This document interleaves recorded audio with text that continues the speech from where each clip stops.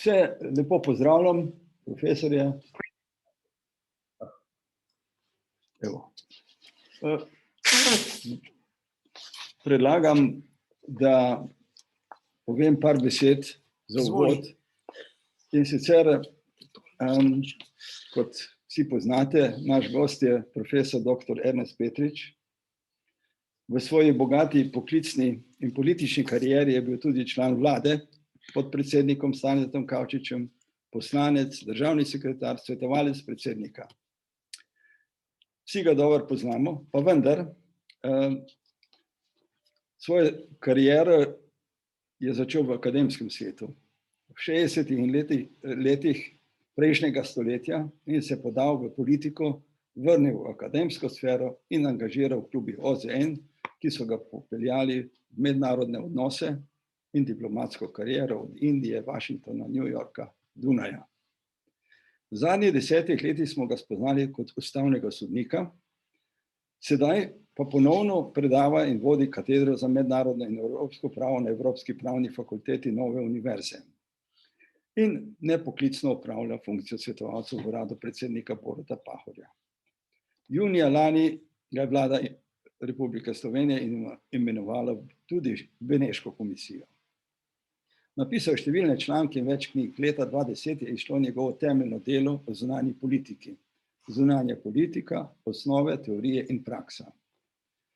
Kot veleposlanik pri Združenih narodih je bil leta 2007 izvoljen za predsednika mednarodne, torej Komisije za mednarodno pravo. In sicer ILC, kratica International Law Commission. 17. novembra 2011 je bil še tedaj tudi kot predsednik Ustavnega sodišča drugič izvoljen za člana komisije in 3. novembra 2016 v tretji mandat, ki se letos izteka, če je prav. Drugo leto bom še na seji, pol pa konc. No, sem skoraj zadev. International Law Committee so Združeni narodi vzpostavili leta 1948. Njena primarna naloga je kodifikacija in razvoj mednarodnega prava. Sestavljajo 34 mednarodnih pravnikov, ki imajo vsakoletna zasedanja v Ženevi. In danes na SDMO dr. Petrič nastopa prav v tej vlogi. V obdobju od 2007 se je v svetu marsikaj spremenilo.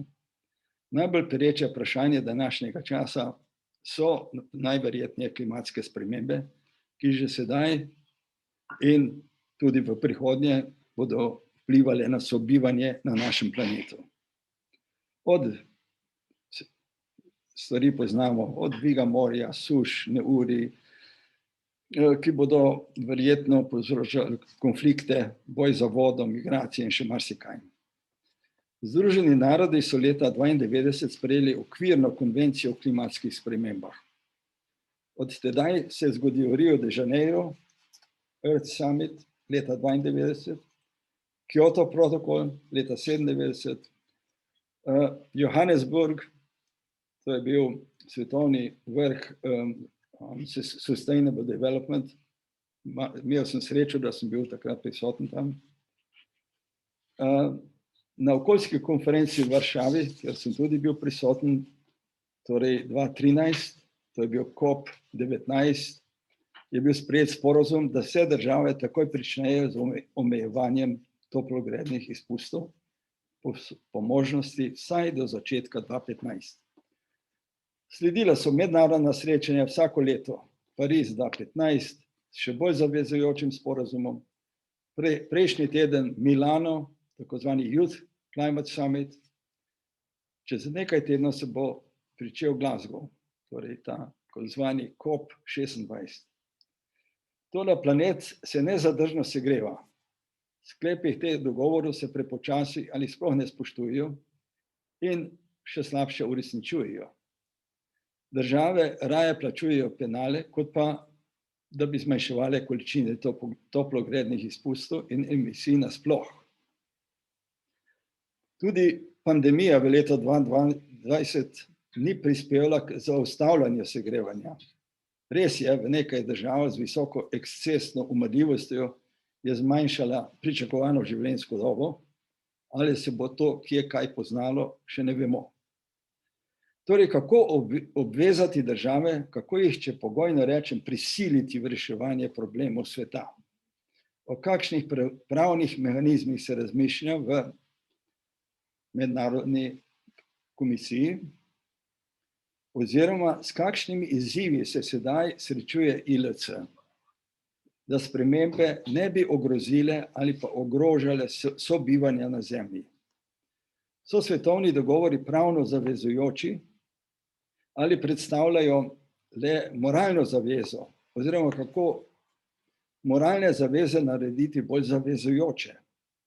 Kako ravnati, ko smo soočeni z izstopi, naprimer ZDA iz Pariškega sporazuma ali iz WTO, Svetovne zdravstvene organizacije, ali Filipinov iz International Criminal Court in podobno.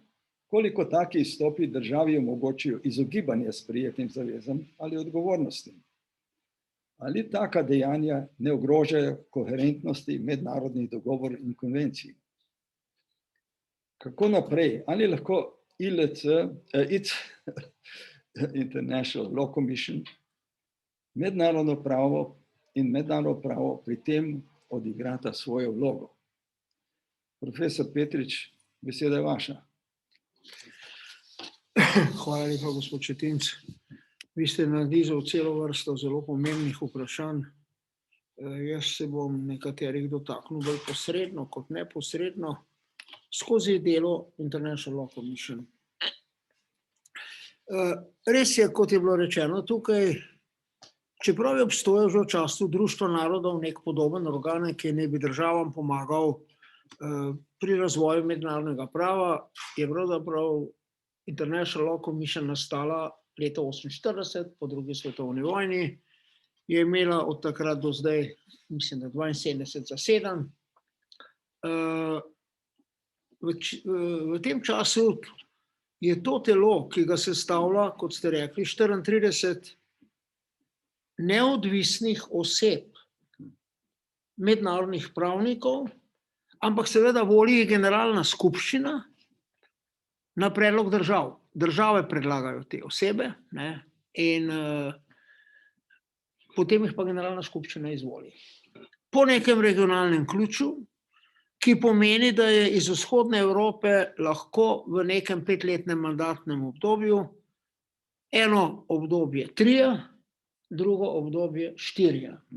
Zdajle trenutno smo 4, v naslednjem obdobju bodo 3.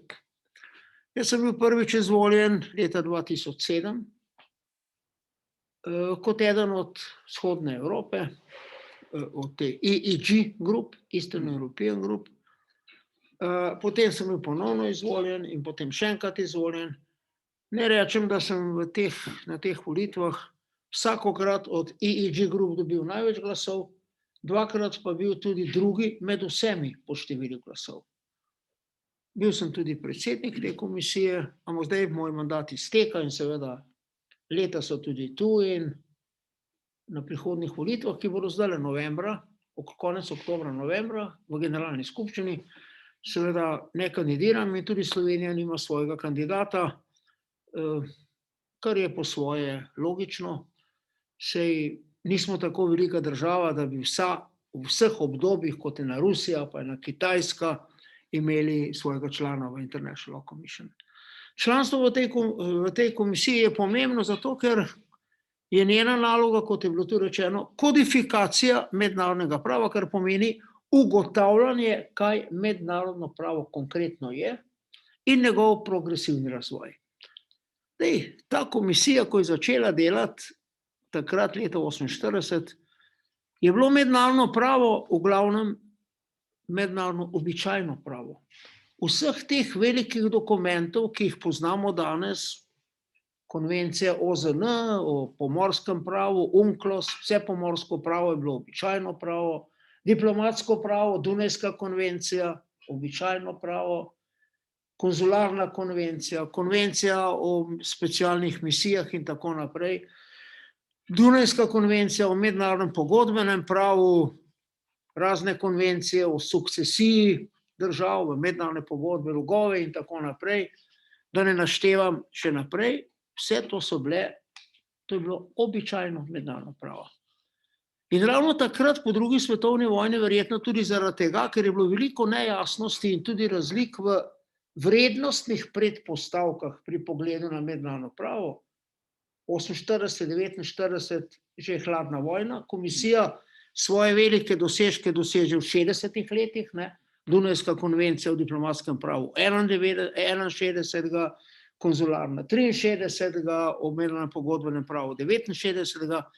Takrat je nekako se pokazala potreba in je zanimivo, da so države na obeh straneh, v obeh blokih, v tej komisiji preko svojih predstavnikov pravzaprav uspeli doseči soglasje in predlaga državam, da se v tistih časih, ko je bilo sporno marsikaj, tudi nekatere vrednote, ki stojijo za mednarodnim pravom, te stvari kodificirajo, da se torej zapišejo, da to opravi komisija, da ona ugotovi, kaj je glede na prakso držav obstoječe mednarodno običajno pravo, kar je mogoče tako, da pravzaprav še ni neke jasne prakse držav, ampak obstoji neka jasna potreba in tudi neke prakse, da se mednarodno pravo tudi progresivno razvije, da to predlagam država, ki potem seveda so tiste, ki se o tem dogovorijo in to sprejmejo z raznimi remedurami, popravki, kot kodificirano mednarodno pravo. Tako da lahko rečem, da je to tako rekoč glavna zasluga dela te komisije v vseh teh letih to, da je pravzaprav iz mednarodnega običajnega prava, ki ima en problem, pravno nesigurnost. Mednarodno običajno pravo je pravzaprav tisto, na kar kaže praksa držav, in nek občutek, da je tako treba ravnati, opinio juris, to seveda nosi v sebi velik problem pravne varnosti, pravne eksaktnosti in zato je bilo to delo, se mi zdi, izredno pomembno. Rekel sem, v komisiji so neodvisni predstavniki. Ko delaš v tej komisiji, seveda vidiš, da nekatere države skrbno pazijo, zlasti velike. Recimo, sedanji član angleški član komisije je bivši glavni svetovalec Michael Wood, tudi naš advokat je bil pri arbitražni zgodbi, nekoč pa glavni svetovalec 43 desetletja, zato se danes tudi imenuje Sir Michael Wood, v angleškem Foreign Office. Rusi, 3 člane sem doživel v tem obdobju, najprvo Kolotkin, potem Georgijan in zdajle Žigajlov. Vsi trije so po svoji funkciji glavni svetovalci v zunanjem ministrstvu za mednarodno pravo. Koliko so oni neodvisni. Podobno velja za Kitajca, podobno velja za nekatere druge. Medtem ko večina jih je vendarle, bi rekel, tudi pro formo neodvisnih. Koliko je zdaj kdo seveda tam neodvisen, to je mogoče drugo vprašanje, ampak to sem omenil samo zato, ker države se zavedajo pomena in vloge mednarodnega prava in za tudi pomena in vloge tega, kakšno to mednarodno pravo bo. Kaj se bomo mi tam nekako dogovorili in predlagali državam, da naj potem to sprejmejo ali ovržejo preko 6. odbora generalne skupščine, ki bo tudi zdaj začel zasedati. On naše delo, kako bi rekel, jemlje bolj ali manj resno. Države sprejmejo, večinoma kar sprejmejo vsega. Kaj ti? Mi pogosto vlogo mednarodnega prava nekako podcenjujemo. Mednarodno pravo je po eni strani okvir delovanja držav v mednarodni skupnosti, pravni okvir, postavlja neke meje, dogovorjene meje.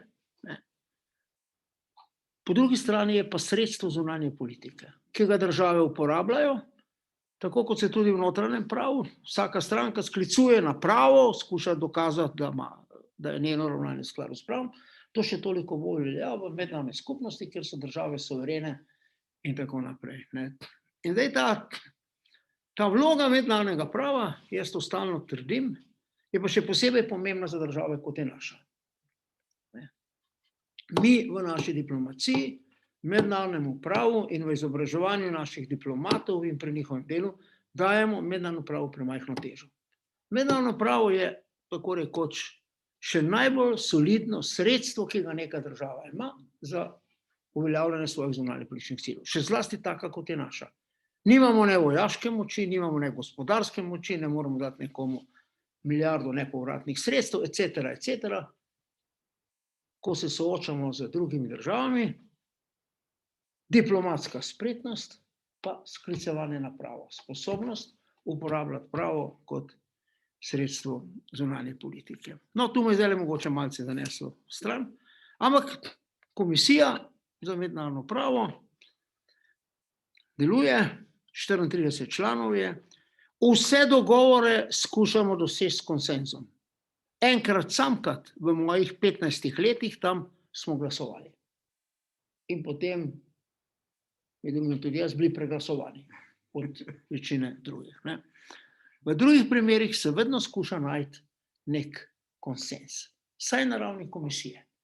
Ali države te naše produkte vzamejo za res, je drugo vprašanje. Ampak so jih v tistem zlatem obdobju dela te komisije, kot sem prej omenil, vse te konvencije, za vsemi temi konvencije stojijo osnutki International Commission, tudi za osnutkom Rimskega statuta, tudi za osnutkom tako imenovanih načel mednarodnega kazenskega prava, statuta Nürnberškega sodišča.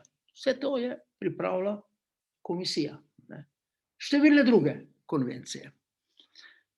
Ta čas, ko je bilo treba mednarodno pravo nekako kodificirati in fiksirati, in danes lahko govorimo o kodificiranem mednarodnem pravu, mednarodnega običajnega prava je danes malo, nastajajo sicer nekatera nova področja, kjer še kodifikacije ni, in to je v veliki meri prav mednarodno pravo okolja.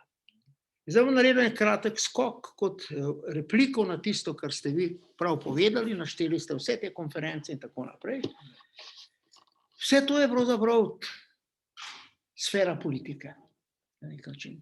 In ko je Komisija za mednarodno pravo skušala malo bolj ambiciozno poseči v problematiko tudi klimatskih sprememb, so predstavniki v komisiji, zlasti največjih držav, in tu moram reči, da so v večini primerov tako rekoč vedno P5, 5 stalnih članic varnostnega sveta, složni, ta mali pa malo pol rogovilijo tam tako zraven, ko oni so složni, da so to politična vprašanja. Odgovarjam nekako na to vaše vprašanje, ki ste ga zastavili. Komisija naj se v to ne spušča. To so Pariški dogovor, Kopenhagen, zdajle Glasgow in tako naprej. To so politična pogajanja. In komisija, vi tam strokovnjaki, pravniki, zadržano.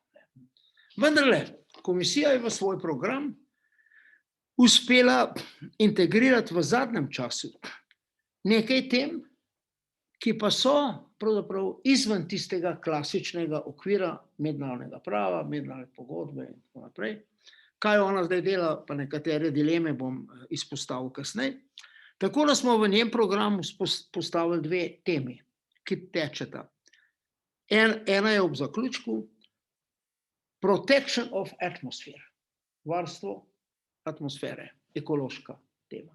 Kot tega je bilo veliko govora in nazadnje smo dosegli v komisiji ta konsens, da smo sprejeli napotilo posebnemu poročevalcu, tistemu, ki je glavni motor delovanja za njegovimi sodelavci, da pravzaprav ne sme delo komisije v ničemer poseči v tisto, kar je predmet pogajanj med državami v politični sferi.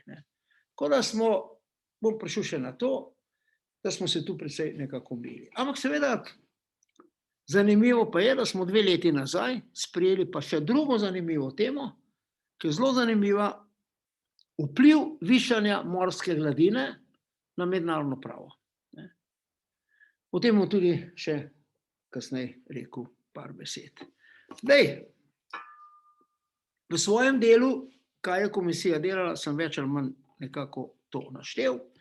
V zadnjem obdobju, ko sem jaz tam, so bile glavne teme vrsta tem, s katerimi naj bi se dalo dodatno pojasnilo nekaterim mednarodnim aktom, ki so bili pred tem sprejeti. Predvsem Dunajska konvencija o mednarodnem pogodbenem pravu.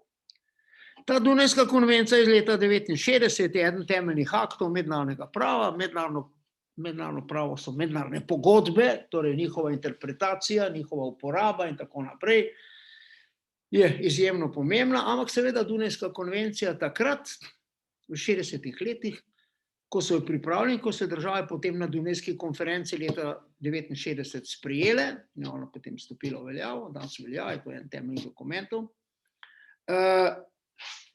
nekatere stvari niso dorekle do konca. Ostali so neki kompromisi. Niso dorekle do konca, recimo, problematike zadržkov k mednarodnim pogodbam, rezerve in ugovore na rezerve. To je eno ogromno vprašanje, kako recimo države imajo, izhaja to iz njihove suverenosti, ko pristopajo k neki mednarodni pogodbi, možnost izreči rezerve k posameznim določilom te pogodbe. K katerim določilom, na kak način to lahko izrečejo, kdaj to ne smejo izreči in tako naprej, kakšne učinke te rezerve imajo, zlasti pri večstranskih pogodbah, saj pri dvostranskih pogodbah rezerv ni, ker potem ni soglasja, potem ni pogodbe, ne, pri večstranskih pogodbah. To je eno od takih velikih vprašanj, s tem se je komisija že v času mojega dela tam ukvarjala 10 let. Nazadnje smo pripravili guidelines, ne osnutek kakšne konvencije, se oproščam, pozabil sem izklopiti tole.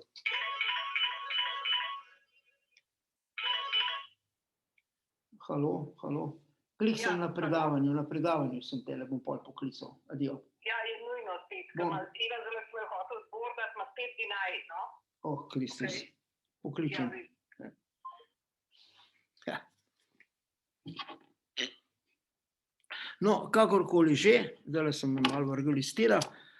Hči naj bi šla v Ameriko, ne, zdaj so hoteli jo bordati, ne, in že drugič, potem, ko smo vse uredili in tako naprej, ona ima neko vizo za umetnike in tako naprej, so jih zdaj javili, da so jih dinaj, mi žena zdaj klicala z Dunaja, no, tako da me je malo to zdaj vrglo iz tira. Kakorkoli že, danes gre vse narobe. Vreme, demonstranti, boarding, vse hudič jemlje, no dobro. Zato pa imamo o tem pogovor. No, druga tema taka iz novejšega obdobja, ki je tudi zanimiva, je potem, kako vplivajo kasnejši dogovori na neko mednarodno pogodbo, ampak države, ta pogodba je tam, ne, države za svojo prakso, predvsem za svojo prakso ali pa za nekimi neformalnimi dogovori, se pa strinjajo in ravnajo drugače. Kakšne učinke ima to? To je taka tema. Potem smo tudi naredili določene zaključke, sklepe, to je narejeno. Potem, zanimiva tema, provisional application of treaties. Neka pogodba stopi v veljavo, mislim, je sklenjena, ampak recimo jo ena stran ne ratificira, ostane ni do konca sklenjena, ampak države jo zaradi potreb začno kljub temu uporabljati. Ne smemo pozabiti, večina velikih dogovorov med supersilama v preteklosti o omejitvah oborožitve se je začela uporabljati provisionally. In pri provisional application je ena od pomembnih stvari ta, da morajo se strinjati obe strani, ampak ena lahko za preprosto notifikacijo izstopi. To so Američani v parih primerih storili. Ampak ta problem provisional application ima še cele vrste drugih odprtih vprašanj, kako pravzaprav na provisional application vpliva notranje pravo in podobne stvari, ki jih verjetno čutite. To je bila tudi ena od takih velikih tem. Ena od posebej pomembnih tem, ki je mene posebej zanimala, je bila problem jus cogens v mednarodnem pravu. Na Dunajskih, ko so pripravili Dunajsko konvencijo v 60-ih letih, so se v komisiji sporazumeli, in zapisali v člen 53 Dunajske konvencije, da mednarodne pogodbe, ki ki so v nasprotju za jus cogens, preemptory norms of international law, in v oklepaju jus cogens, annul and void, so nične in neveljavne. To je bila zelo zanimiva določba. Po dolgih mukah so se o tem sporazumeli, a tudi veliki sovjetski mednarodni pravniki tistega časa in kasneje Rusija so to ratificirali. Ostalo je nedorečeno, kaj je jus cogens. Ta jus cogens, saj jaz ga tako razumem, pa tudi številni drugi, pravzaprav ne bi pomenil, da mednarodno pravo vendarle ni absolutno v rokah držav. Niso države, torej splošno pozitivistično gledanje je bilo, in to je tudi veljalo v času mojega študija mednarodnega prava pri nas, in tudi naši pravniki tistega časa in tudi veliki jugoslovanski pravniki, Andraši in tako naprej, so bili izraziti pozitivisti.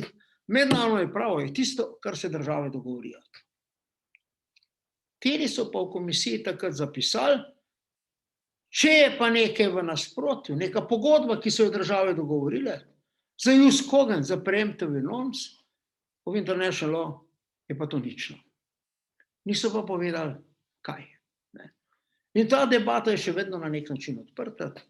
Jaz moram reči, da osebno stojim na stališču, da tako kot v notranjem pravu, zakonodajalec ne more uzakoniti vsega, najprej je omejen z ustavo, ustava ne bi bila pa izraz nekih temeljnih vrednot razvoja družbe na določeni stopni družbenega razvoja. Naši stopni družbenega razvoja se upira, da bi imeli sužnje, se upira na enakopravnost žensk, se upira še marsikaj drugega, in neko pravo, ki je v nasprotju s temi temeljnimi normami, tudi če bi ga zakonodajalec v zakonu, ni pravo. V mednarodnem pravu je bil ta korak storjen. Ampak zdaj ostalo je odprto pravzaprav, kaj je jus cogens v mednarodnem pravu. Zdaj je bilo zelo zanimivo, večina članov komisije, mi smo s tem delom zaključili letos, večina članov komisije je vendarle ostala na nivoju, da so države tiste, ki rečejo, kaj je jus cogens. S tem pa pravzaprav nismo storili veliko. Ker če države so tiste, a je to zdaj večina držav in tako naprej. Nekako smo se sporazumeli, da smo to malo bolj tako laksno napisali, ampak to je na nek način ostalo. Zame je to en poraz, bi rekel, dobrih razmislekov v tej komisiji. Sam sem se močno zavzemal za to, da bi to moralo biti jasno rečeno, da gre za družbene norme, da gre za družben konsens, za tiste vrednote, ki so odraz družbenega razvoja po mnenju družbe. Vsem nam se upira, ni treba državam imeti za to, da rečemo, da suženjstvo ni sprejemljivo. Vsem se upira apartheid, pa genocid, pa tako naprej. Tako da, to delo je bilo sicer končano. Tendenca je bila tudi, da nekako, pravzaprav, če se države dogovorijo o tem, kaj je jus cogens, potem bi bilo jus cogensa ogromno. Mi smo imeli mnenje, da so to res tiste temeljne norme, ki odražajo družben konsens in temeljne vrednote razvoja človeške družbe na določeni stopnji razvoja. Moram tukaj reči zanimivo stvar, da ko sem jaz o teh stvarih razpravljal tam, je pravzaprav marksistični pristop, ki sem ga nekako tam, brez da bi ga kot tazga imenoval, zagovarjal, razvoj proizvajalnih sil vpliva na razvoj družbeno-ekonomskih odnosov. Rezultat razvoja družbeno-ekonomskih odnosov so neke temeljne vrednote. Se pravi, ta družbeni razvoj, navsezadnji razvoj proizvajalnih sil, je tisto, kar potem pripelje do tega, da so na neki stopni družbenega razvoja določene vrednote tako pomembne, da jih mora ščititi pravzaprav ne glede na voljo držav, če se umim na mednarodno pravo. No, mogoče da še rečem, takole kot ilustracijo, pa pridem na atmosfero, predvsem pa na dvig gladine morja, da smo zdaj v nekakšno zelo zanimivi, resni fazi debate o tem. Mi smo opredelili, kaj je mednarodno običajno pravo, smo to razdelali, načela o tem, principe, In zdaj kot taka še aktualna naloga so splošna pravna načela. Tisti, ki ste študirali mednarodno pravo, če je kdo med vami, splošno mednarodno pravo, načela mednarodnega prava so tista pravna načela, ki so prisotna tako rekoč v vseh pravih, tudi v notranjem pravu, ampak se jih v primeru, ko imamo v mednarodnem pravu razne praznine, lakune, lahko uporabi, ker so tako splošna, da jih uporabimo tudi v mednarodnem pravu. Prenesemo pravzaprav tisto, kar se je razvilo v notranjem pravu, v mednarodno pravo. Načela, kot so pacta sunt servanda, to je najbolj klasično. Ne more biti prava brez tega načela. Načelo ex seniora non ius oritur, iz ne prava ne more jo izhajati neke pravice in tako naprej. Nihče ne more prenesti več pravic, kot jih sam ima, nemo transfere plus juris transfere potes, kam ipse habetur in tako naprej. Ampak tu se je zdaj v zadnjem obdobju dela komisije pokazala neka zanimiva tendenca. Ta splošna pravna načela, o katerih govorim, ki so v členu 38 statuta mednarodnega sodišča, točka 1c, učinkujejo erga omnes. Zavezujejo vse, ne samo stranke neke pogodbe, vse. Zdaj se pojavlja ena tendenca, zanimivo, tokrat pri, v glavnem ne pri članih komisije, bom rekel, izven zahodnega sveta in tudi izven Rusije, ki je tudi na istih pozicijah, kot so recimo zahodnjaki, da pravzaprav so pa lahko taka splošna pravna načela, tudi neka načela, ki nastanejo v mednarodnem življenju, recimo ponavljanje nekega principa v resolucijah Generalne skupščine, OZN, v recimo raznih mednarodnih pogodbah in so dokaj splošno uporabljena in če se države strinjajo, večina držav, če se s tem strinja, so to splošna pravna načela. Zame je to zelo, zelo tvegana in zelo, zelo slabo utemeljena pot. Kaj se zgodi? Naenkrat iz tistih načel, ki izhajajo iz notranjega prava in so splošna in tako rekoč pravnega reda, brez njih biti ne more, brez načela pacta sunt servanda pravnega reda ne more biti. Tudi nekatera načela mednarodnega kazenskega prava, ki izvirajo iz notranjega prava, nula pena sine lege, ni kazni, če ni prej kaznivo dejanje nekako opredeljeno in tako naprej. To so stvari, brez katerih pravnega reda, organiziranega pravnega reda biti ne more. Zdaj pa v Generalni skupščini pa se sprejemajo take in drugačne resolucije. In zdaj se bo nekdo pojavil, bo rekel, v tolikih resolucijah je bilo to ponovljeno, to je splošno pravno načelo, če bomo sledili tej logiki, jaz se ji upiram. V tem primeru bo to pravzaprav nekaj, kar je bilo v resolucijah, pa mogoče še v kakšni pogodbi, pogodbe zavezujejo samo intra partes, med strankami, je pa to zdaj splošno pravno načelo, ki zavezuje erga omnes. To je strahoten udarec neki pravni varnosti, pravni sigurnosti, mogoče z najboljšimi nameni, ampak skrajno tvegano. Kako se bo ta stvar končala, bi težko rekel. No in zdaj zadnje, prej sem govoril sem rekel, da bom par besed rekel, pri tej temi varstvo atmosfere, seveda je šlo najprvo za opredelitev pojma, kaj atmosfera je, da je to tisti, kako ne rečem, pas ali obloga našega planeta, sestavljena iz raznih plinov, pa tudi nekaterih delcev, o tem je bilo kar nekaj debate, kaj to je. Zaradi tistih omejitev, ki sem jih prej omenil, da naj se ne vtikamo v politične dogovore, je pravzaprav delo na tem projektu, ki je zdaj v zaključni fazi, v glavnem šlo v smeri urejanja sodelovanja, urejanja izmenjave podatkov med državami in tako naprej, da se bomo s tem problemom onesnaževanja atmosfere bolje soočali. Največji disput je bil okoli tega, kako pravzaprav opredeliti nekakšno skupno odgovornost človeštva do varstva atmosfere.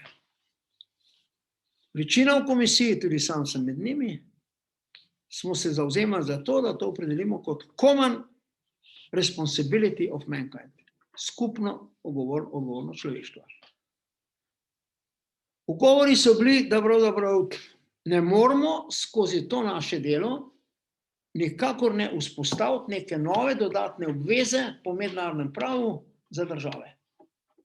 In da iz te opredelitve common responsibility of mankind na nek način nastaja prostor za to, da se pravzaprav uveljavi v določenih primerih tudi odgovornost držav kot rezultat skupne odgovornosti common responsibility of mankind. To je zdaj zaenkrat ostalo, kako bodo države na to reagirale, bi težko rekel. No in mogoče še par besed se malo oproščam, ker sem po glave skozi tam, kako bo hči jutri letela v Ameriko in tako naprej. Drugo je pa ta zgodba okrog dvig gladine morja. Tu so nastala cela vrsta vprašanj. Če se bo ta gladina dvigala, morske površine se bodo večale, to bo imelo vpliv na razne točke, kot je tista famozna točka T5 v severnem Jadranu, ali pa na razne črte, kot so črte, ki določajo obalno morje, 12 milj in tako naprej. In to je zdaj prevladujoče mnenje je, da zaradi pravne varnosti, pa tudi zaradi čistega načela, ki je zapisano, ki je del mednarodnega sukcesijskega prava, po katerem, in je nesporno, v primeru nasledstva ali v primeru kakšnih drugih sprememb, ki niso stvar dogovora, državne meje ostanejo nespremenjene. Iz tega argumenta, pa iz argumenta potrebe po pravni sigurnosti, naj bi večinsko mnenje je to, ni pa obče sprejeto, naj bi točke, recimo, ki določajo razmejitve v morju in črte, ne glede na spremembo gladine, ostale iste.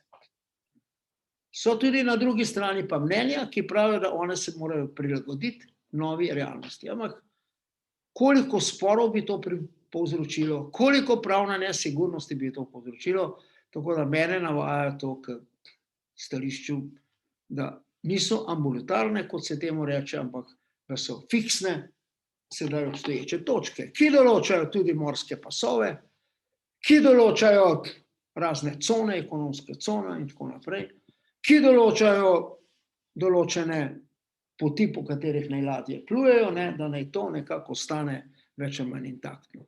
No, tu je posebno vprašanje, tudi problem otokov,